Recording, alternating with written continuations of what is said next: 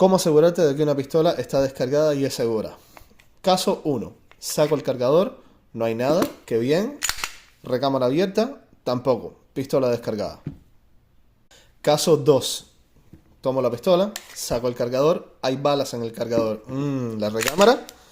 No, en la recámara no hay nada, muy bien. Pistola descargada. Y caso 3. Tomo la pistola, saco el cargador, hay balas. ¿Recámara? Esa estaba en la recámara. Ahora ya no hay nada. Inspecciono, pistola descargada. Si hubiera algo en la recámara, se vería así. Podrías verlo porque brilla y lo tocas. Y sabes que hay algo. Solución, raca, raca, raca. O sale por arriba o sale por donde entra el cargador. Nunca le creas a nadie que te diga que una pistola está descargada y siempre compruébalo por ti mismo. Para más, mira el vídeo completo en los comentarios.